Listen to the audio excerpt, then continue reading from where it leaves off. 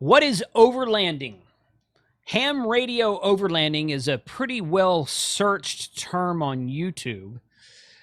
So a few months ago, I decided I wanted to start. Well, it's actually probably been about a year ago now. And I've been wanting to find out what it is. Well, today we're going to talk to the guys from Renegade Expedition on YouTube. And we're going to find out a little bit more about what it is coming up right now.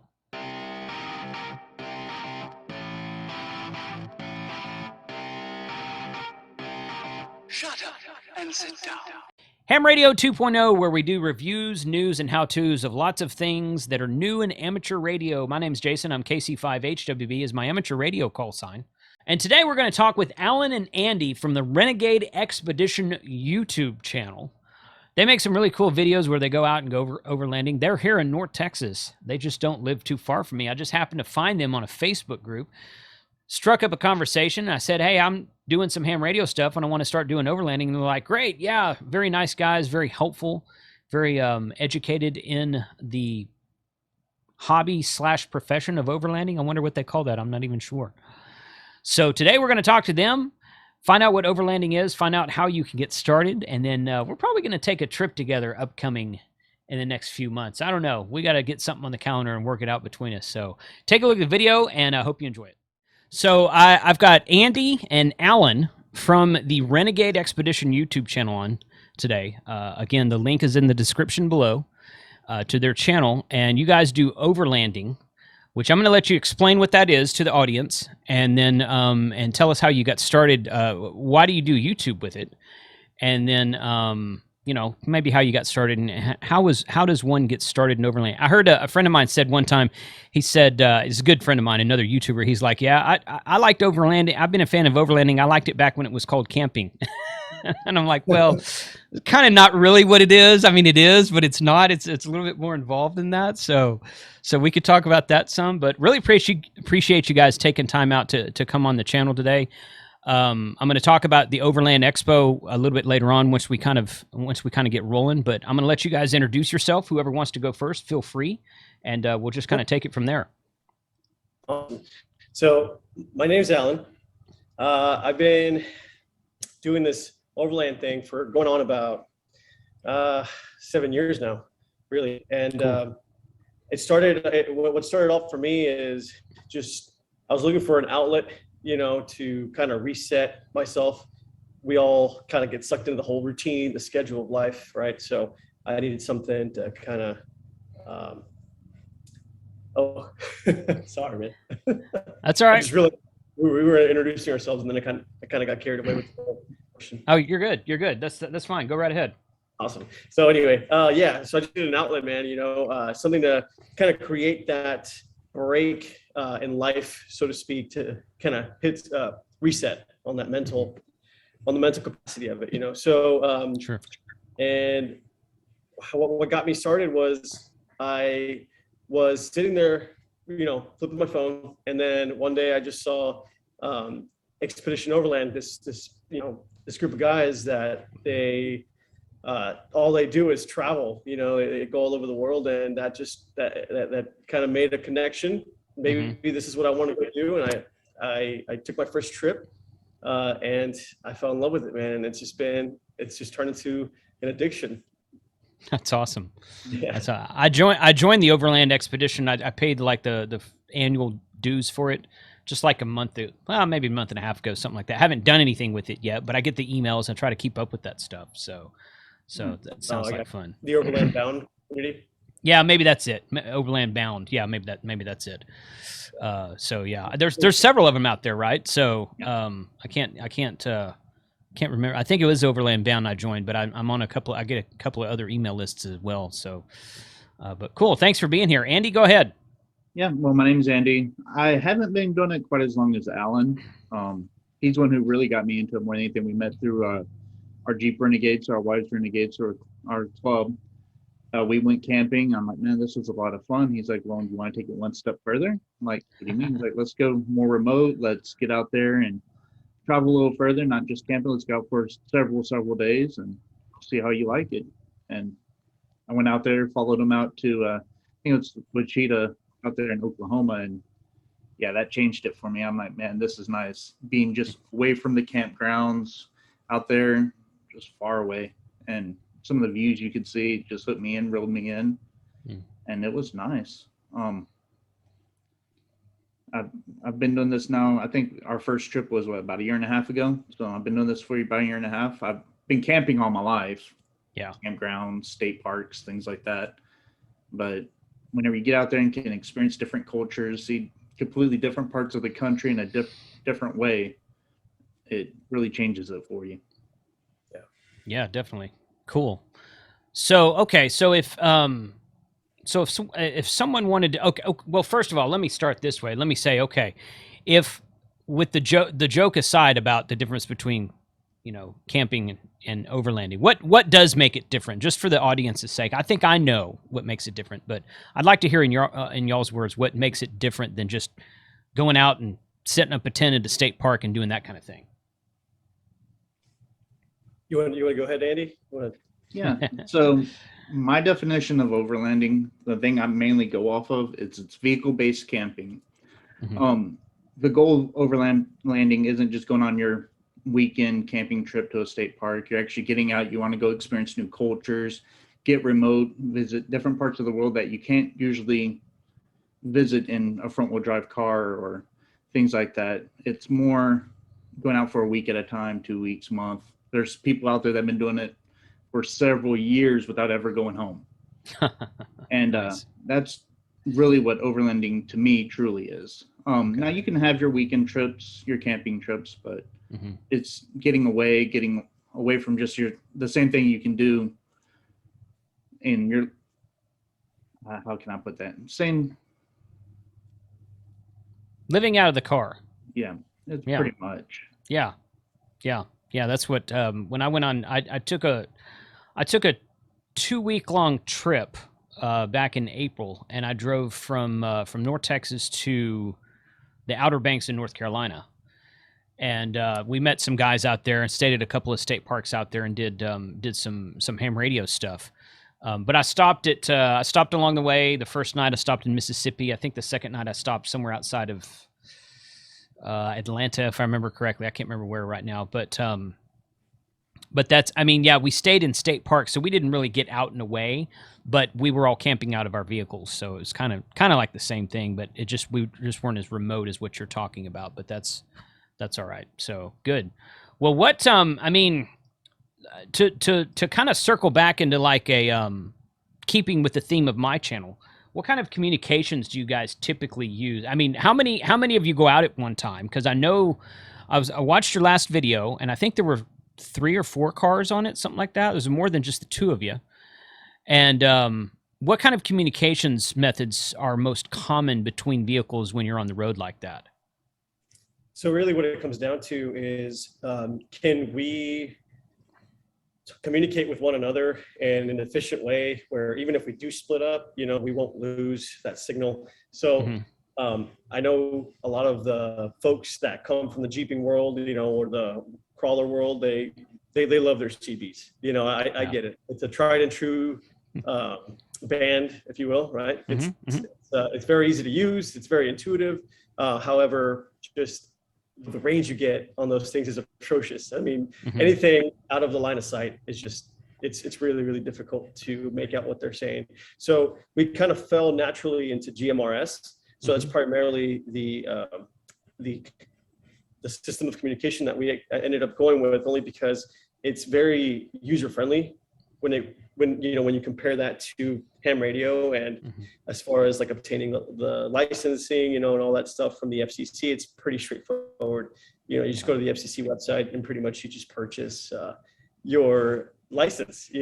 That's all. It's all it is. And then at that point, it just becomes a matter of just kind of getting familiar with it. And before you know it, for example, our wives who are often in their own vehicle or by themselves driving behind Andy and I, they were very quick to pick up how to work, with the GMRS radio, which is, if you've ever handled, your run-of-the-mill Walmart radio or walkie-talkie, you can operate a GMRS radio. Sure. Aside from, accessing repeaters and all that stuff. because really, that's where it kind of gets a little iffy for us as well. We're trying to be better and learn more about repeaters and how we can maximize our GMRS system. But as far as, how it compares to ham and all that stuff, I would say it's just more intuitive for us. Unless we were, by ourselves or cross borders at that point, we'd probably start looking at ham, Well, there's a lot of ham radio that works exactly as a GMRS radio does. You just have more options for frequencies and channels. Yeah. Repeaters, simplex, FM, range, and whatnot. In fact, the great thing about, and I've done several videos lately about FRS and GMRS and a couple about CB. I don't do a lot in CB, but I think CB is a useful tool. Not necessarily a replacement for anything, but it's just like an extra tool in the toolbox. Right. So, exactly. The great thing about, and now people are going to come along the video and they're going to say, well, I've got a 200 watt amp for my CB. And I'm like, okay, well, that's all well and good. But technically speaking, that's not legal. So if you're going to go buy something off the shelf, you're limited to about 4 watts on a CB, but you're limited to 50 watts on a GMRS radio. So that's what makes the big difference as far as mobile work goes. Now you guys don't tell anyone this, but I can actually use about 1,500 watts on my ham radio. But in a mobile application, that's not very common. I could do it if I wanted to, but I mean, my God, who are you trying to talk to? So 50 watts, 75 watts is pretty common for a mobile application in ham radio as far as the FM system like GMRS goes. And we have a few more frequencies and options than GMRS does. But I've been finding that there's a lot of interest in GMRS on YouTube. There's a lot out there, especially when people, with the lockdowns that all happened last year, and more people were going out and camping because they couldn't do anything else besides sit at home. And I think everything, ham radio, GMRS, everything got a big shot in the arm last year. But I'm loving I've had a GMRS license. I've renewed mine once. So I think I've had it for like 11 or 12 years because it's good for 10 years. And I've already renewed it one time.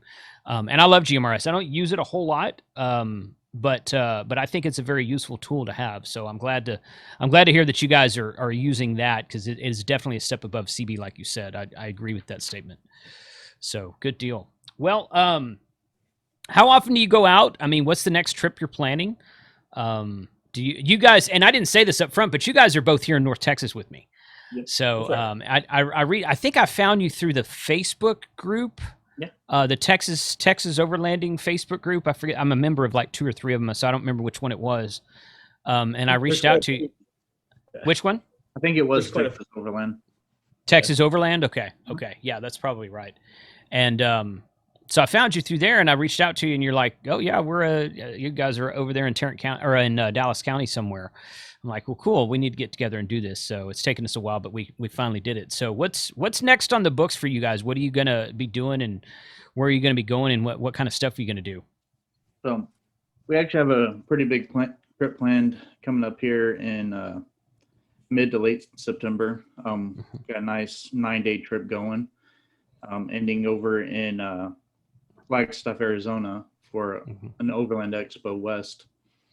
So that's our next big one that we have planned. Alan just finished up a trip where him and one of our buddies went out to, I think I went out to New Mexico, Arizona, and a little bit of Colorado. Okay. Which that will be coming out here pretty soon. Oh, good. Okay, good. Excellent. Cool. So, yeah, go ahead, Andy. Sorry. Be my guest. Go ahead. Well, I was going to ask, what kind of, if someone wanted to get started like myself, I have an F-250. I have a 4x4 F-250, so it's a big full-size truck. And a lot of these Overlanding guys, they're big into the Jeeps or the smaller SUV. I say smaller SUVs, like the Jeep SUV, whichever one it's called. I've seen a couple of guys with the new Bronco that's out. Those look kind of nice. But like the Nissan Pathfinder type thing, that size of vehicle, maybe Ford Explorer or a little bit smaller versions of the Ford Explorer.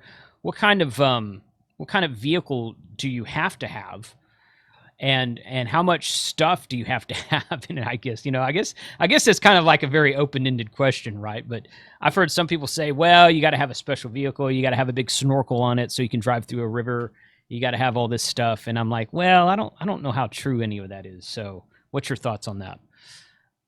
So as far as the vehicles themselves go, man, you could really get started with just a Honda Civic.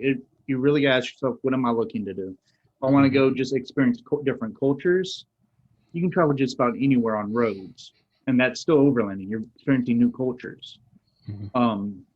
If you want to get more remote, then yeah, you could probably want something with all-wheel drive. Do you have to have all the goodies to start? No. I personally recommend just getting out there with just your basic camping setup, and then like, okay, this will make things easier, so let me add this. But don't go out there and fully outfit your vehicle without even knowing exactly what you need. Do you need a snorkel? Not to go visit other cultures. Do you need a snorkel if you're out in the desert a lot where there's a lot of dust and you're with several vehicles? Yeah, probably. But you don't have to have one. I know, like on my personal vehicle, I don't have a snorkel. So there's a lot to it. You just gotta really go out and use the items that you have.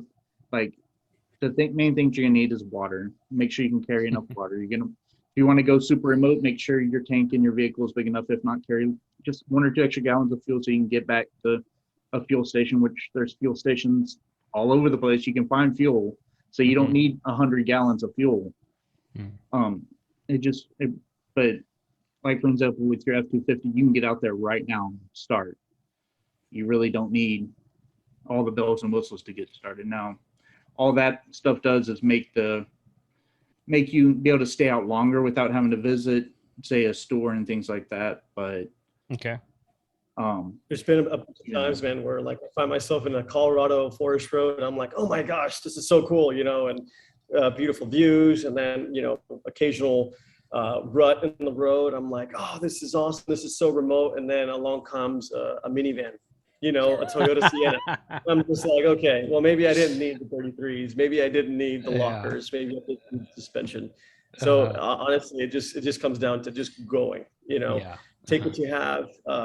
Obviously plan accordingly. Don't get yourself into a situation where you absolutely need a 4x4 or anything like that.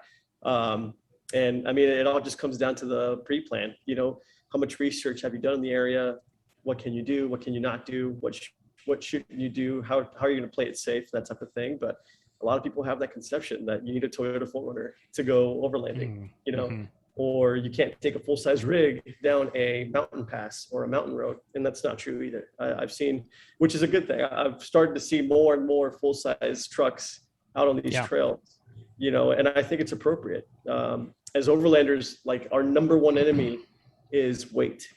How much weight, carry on our vehicles at a single given time. We're carrying gallons of water, we're carrying kitchen and cooking ware, we're carrying tents, the whole nine, and it gets heavy, and the limitation of a mid-sized truck is you're very limited on what you can carry and what you can't carry. Whereas in a full-size truck, I mean, you have so much wiggle room to really dial in your setup to where you absolutely like it, and don't have to compromise so much due to weight. So, I mean, you can really take anything. And just to touch on that a little bit more, I know Alan and I are really big fans of Mr. Scott Brady. He's been doing this for many, many, many years. One of his favorite modes of transportation is a motorcycle for overlanding. Really? So, yeah, he goes out there on a touring motorcycle, packs what he can fit in the saddlebags of the motorcycle, and that's what he takes. Now, yes, you can stay in a couple of hotels here and there, motels, but you really don't need everything in the kitchen sink to go out and do this. As Alan was saying earlier, it's all about your pre-planning, and that's the biggest part of this is your plan. Knowing which routes you're going to take, where fuel is, where you're going to sleep. That's what sums up overlanding from a getting started standpoint, is not having a good plan. And then obviously you want to know what you want to do. So right. Why are you going where you're going to go? So makes sense. I think the video that I watched of you guys was going to Big Bend area. Okay. Was that earlier this year, or was it last year? When was that? That was last November. We spent, it's 6 days, 5 or 6 days down there. Okay. I had a blast. It was my first time to Big Bend, and it's beautiful down there. Very remote. There was only one tiny little town with one little gas station that we was having to run back to for fuel, but it was a cool trip. That's one of the few parts of Texas I've never been before. I kind of want to do it this way as an interview type thing, so we can, because we're talking about taking a trip together at some point in the future. We don't have anything planned yet, but then we can refer back to this, say, well, okay, I did this, and then now we're going to do this part of it. So, but it'd be a fun venture. I did notice also that you have a drone on several of those shots. Is that are one of you a licensed drone pilot? So Yeah. I'm not officially a licensed drone pilot. I am studying to get my FCC Yeah, that's what I'm doing. license, you know, Yeah, or I'm sorry, my FAA license. Right. And it's just like taking your ham radio, you know, test. yeah, I know it. There's a lot of variables. I have to know how humid it is outside and the pressure of the earth at a certain given time and all that good stuff. So Yeah. I'll get Yeah. Well, that's I mean, if you're out far enough, it shouldn't matter because you can fly your drone as long as it's not in restricted airspace or over people, Exactly. they say. So, Right. But the 107, yeah, the FAA 107 license, I've looked at doing that myself. I will eventually do that. I just haven't gotten around to it yet. So I hear what you're saying there. Yeah. Yeah, we grew a little bit faster than we thought we would before we would Yeah. actually need the license, and yeah, so now we're playing catch up right now. So Yeah, that's all right. No worries So with as that. far as like, you know, where we can fly without a permit, where we can't fly without a permit, we're trying to stay as aware as we can when it Sure. comes to where we are. So obviously we can't go to any national park and fly a drone without a permit, or any national forest for that matter. Mhm. As long as you know how and as long as you know what to do, right, what not to do, and what's frowned upon as far as like what state you're visiting as well. It's pretty, you know, lenient on what you can and cannot do. Yeah, good, awesome. All right, well, so tell me about. I know a little bit about the expo you're going to, and I'm actually going to be attending the one in Virginia, which I think they call Overland Expo East, maybe. So I'm going to be attending that with some ham radio guys, actually. So I'm looking forward to that. That should be fun. So is this something you guys have done before? And if so, tell me about the show. What can I expect to see there? So we've done it on a smaller scale. They actually Okay. have Texas Overland Avid Outdoors Expo here in Texas. It's actually out in Llano, Texas, in a campground called Oxford Ranch. And Okay. we host it every year. Every year, a bunch of vendors come out from across the country, and they basically showcase their latest and greatest new products. Or some of them are also selling, you know, on the spot and are willing to give you an amazing deal for coming out. So there's really something there for everybody. There's also a lot of hands-on workshops. So if you want to learn recovery, or if you actually want to take a drone course, you know, there's certified people that are actually teaching these classes, so that whenever you go on your next adventure, you're more, you know, informed as far as what to expect, and you know, you're growing your skill sets essentially. So it's Right. a lot of fun. You're gonna enjoy it a lot, man. When is the Texas one? So the Texas one, I believe, is the first weekend of October. Yeah. So that's Really? Okay. almost a week after we get back from Expo West. We're going to be attending the Texas Avid one as well. Yeah. And where you said it's in what part of Texas? It's in Llano, Texas. It's I want to say around the Austin area. I think it's a little Okay. south of the Austin northwest of Austin. Okay. Northwest. Sorry. Okay. I'll have to look that one up. I wasn't familiar with that one, so I'm gonna have to go look that one up and see what's Yeah. going on Look that into weekend it, for man. me. It's, Yeah. It's a 3.5 hour drive from here. So Yeah, that's not bad at all. So No. good. Okay. Good. I'll have to do that. All right, good. So okay, so the West show is in Arizona. Flagstaff, Yeah, Arizona. Flagstaff, Arizona. I've been through there once or twice. That's beautiful out there. I really Oh, like yeah. that area. Yeah. And then the East show that I'm going to is the third weekend in October, and it's in Virginia. So I'm going to fly out to meet some friends out there, and then we're going to drive out to that show together. But we're all ham radio guys, so we're gonna try taking some ham radio to the show. So that ought to be interesting. Apparently, there's not many. In fact, you know, I should go and try to sign up to do like a comms class or forum or something. That'd be you just really get- should. Because Yeah. I've done that at Ham Fest. We call our trade shows Ham Fests, I say Hamfest to somebody, they're like, "What is that?" It's just a trade show, is what it is. Just an expo. We just call it a Hamfest because we're kitschy like that, I guess. But but I've done presentations for various things inside of amateur radio at Hamfest before, so that's not new to me. So that might be something I look into as well. That might be kind of fun. Yeah, absolutely. I mean, as far as like what a lot of those instructors have to teach, man. I mean, you might be doing this for years, and all of a sudden you hear something so different, so unique, and right. So not within your own knowledge, So right. It's always a good time. Yeah, never stop learning for sure. So good deal. Well, hey man, this has been really fun. I want to get in. So the way that I found out. And this was before this was kind of how I got involved with the Facebook group. If you go, and I do a lot of research on YouTube to find out what topics inside of ham radio people are searching for. So if you go search, and there's a couple of different ways to search, but one of the ways is just to kind of search titles and whatnot. So I was searching titles one day. This was like 2 years ago. I was searching titles one day, and it came up and it said ham radio overlanding. And I'm like, what is that? I didn't even know what it was. It's not a term I'd heard before. Like I said, it was 2, maybe 3 years ago.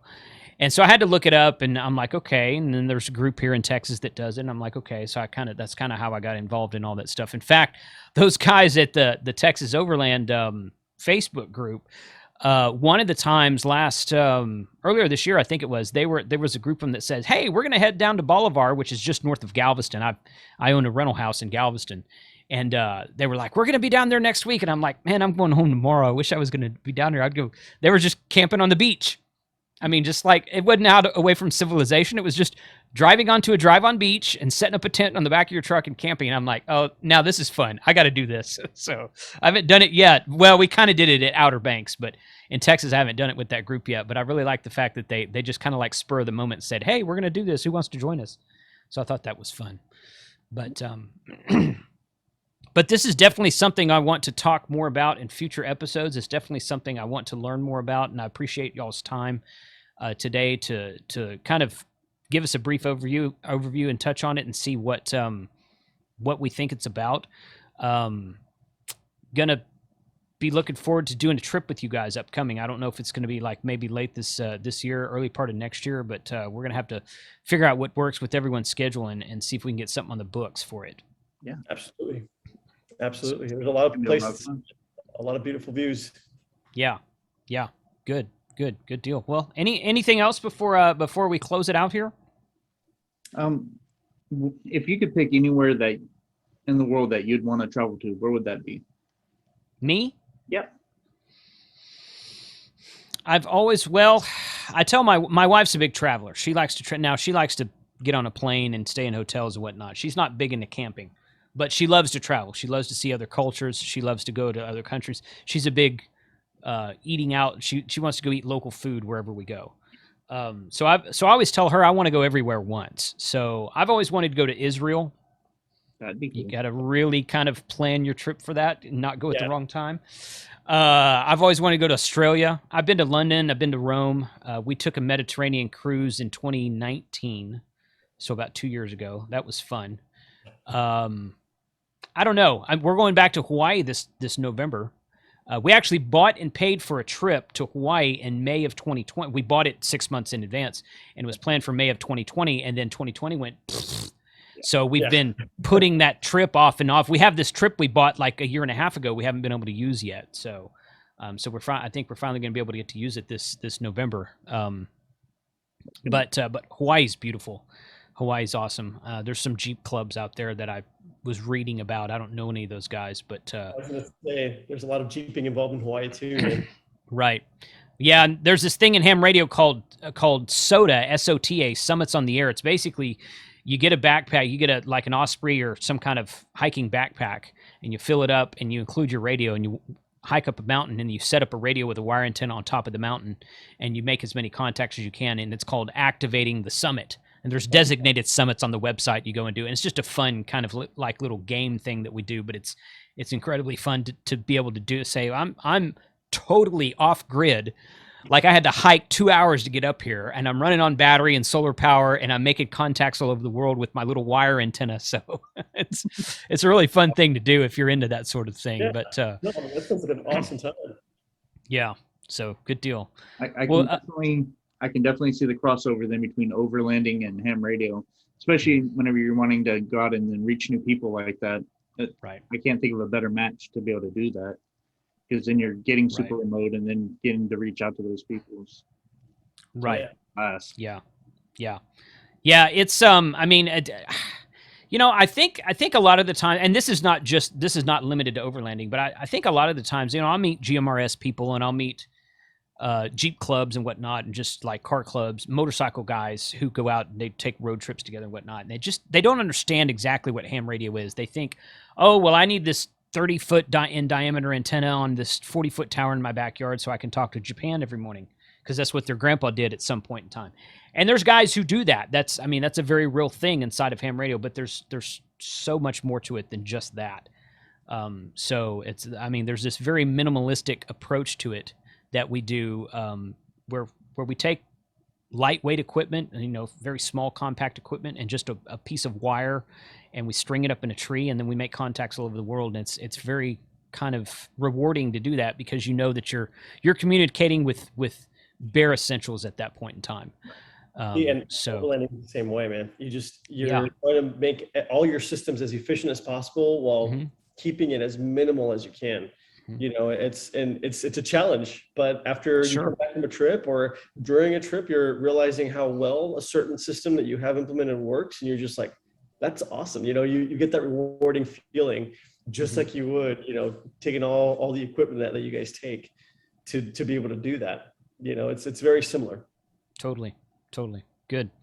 Well, hey, this is great. I look forward to talking with you guys a little bit more, and getting some more information, you know, later on down the road, so that we can maybe get a trip plan, get something going like that, and kind of I can learn more about overlanding, and maybe teach you guys a little bit more about ham radio. You don't have to. I mean, if you're not interested in getting your license, it's okay. But the thing is, I'm always happy to answer questions, and quite frankly, I'm kind of interested in learning a little bit. I have a GMRS license, but I don't use it very much, so I'd like to kind of learn a little bit more about GMRS myself. I know I'm definitely going to be reaching out to you about some more information on him. The idea of it, and just the extra frequencies and everything just sounds so much more freeing than GMRS, because on the GMRS, you start running into other people on those channels. You got to find another channel. Right. There might be somebody on that channel. You got to find another one. Yeah. So being able to just have the extra frequencies might be even better for what we do. So definitely going to be getting with you on that some more. Sure. Yeah. I mean, ham radio is basically the pinnacle of communication systems, in my opinion. Now, that's not to discount CB or FRS or GMRS at all. They all have their place. In fact, there's been a couple times I've been talking on the GMRS repeater, the one in Dallas, and I was talking to another ham radio buddy, but we both had our GMRS license, and some guy got on there. He's like, hey, let me ask you guys a question. If you have a ham radio license, why are you getting on GMRS? And he wasn't being rude. He was you know, honestly curious. He was like, no, seriously. And I'm like, dude, it's just another set of frequencies you can talk on, because those frequencies don't overlap. It's not like I have a ham radio license so I can talk to the GMRS guys. No, I can't, not without a GMRS license, because it's a totally different set of frequencies and channels. So I'm like, it's just another tool in your toolbox. You've got all of these ham radio frequencies you can talk on. Now I have GMRS and also have a CB over here, so that's another set of frequencies. So it's more means of communication is always a better thing. So that's my opinion. Like, yeah, and there's some people that would argue, you know, having the ability to communicate via ham radio and hit the right repeaters while you're in the middle of nowhere is actually it's a great thing to have in case of, you know, of an accident, or if you find yourself, you know, with two flat tires, let's say, and you either have to communicate with someone or you're hiking 40 whatever miles back until you hit a road or you know, or whatever. But having the ability to communicate with someone via a ham radio in an event of an emergency is crucial, you know. And well, nowadays we have other systems and other like devices like the Garmin InReaches. I don't know if you've seen those. I have. I'm not familiar with. I know what they are, but I don't have one. I've never toyed with one. Yeah, but I mean, all it is really is an emergency locator, and it gives you the ability to also communicate with emergency services via the Iridium network, and I'm sure a lot of your followers are aware of what the Iridium network is, right? It's a satellite phone network, and having the ability to communicate with whoever across the globe is awesome. And I can also see how that would also apply to having a ham radio, being able to communicate with your local or with the nearest repeater so they can get emergency services out to you, within that certain area. I'd be interested to see, you bring up a good point. We have this thing in ham radio called a wilderness protocol.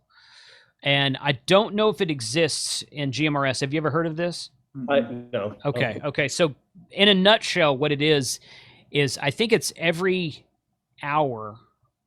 It's like 5 minutes after the hour, or maybe at the top of the hour, you turn your radio on to a certain frequency, and there's a set of frequencies that you can monitor, simplex frequencies, no repeaters involved. It's just straight FM radio, and you turn your radio on to the certain frequency at a certain time of day, every hour, 5 minutes after the hour, something like that. And if there's any emergency traffic out there, that's when search and rescue organizations will be monitoring. That's when other people, like if I'm out on the trail and I get hurt, but you're out on the trail too, and you're a mile away from me and I can't see you, I don't know you're over there, but if you're monitoring the certain frequency and the right time every day, then you might hear me if I call for help, that kind of thing. So there's a process in place that we use in ham radio to kind of keep that up and alive. So I'd be curious to see if anybody's ever come up with that for GMRS or even FRS, if people out there with FRS radios that, I'm gonna have to look that up. I don't know if that exists or not, but if it doesn't, it should. I mean, that's an awesome thing. That sounds amazing. Right. Yeah. And in an emergency situation, I mean, like if you have an immediate threat to your person or your property or your family or something like that, it's totally allowable to use a ham radio. So it probably wouldn't be a terrible idea to just buy one for monitoring purposes. And if you fall down a mountain and break your leg and you can't walk out of there, then that's kind of an emergency. If you get on the radio and call for help and someone responds, they're not going to come ticket you before they rescue you off the mountain. So it's totally allowable for that kind of thing. So but yeah, I'll look that up and I'll send y'all some information about that. Might be kind of a fun thing to see. Yeah. So good. Well, hey, let me close this out. Thanks to you both. Again, everybody watching, check out their YouTube channel, which is in the description below, Renegade Expedition. It's got 2 Jeep SUVs on the front of it, so I think that's right. So, but hey, great folks that they're right here in Texas, and we're going to be doing some more stuff with them upcoming. So 73 to all. Thanks for watching. Put your comments below in the video, and we'll catch you guys next time.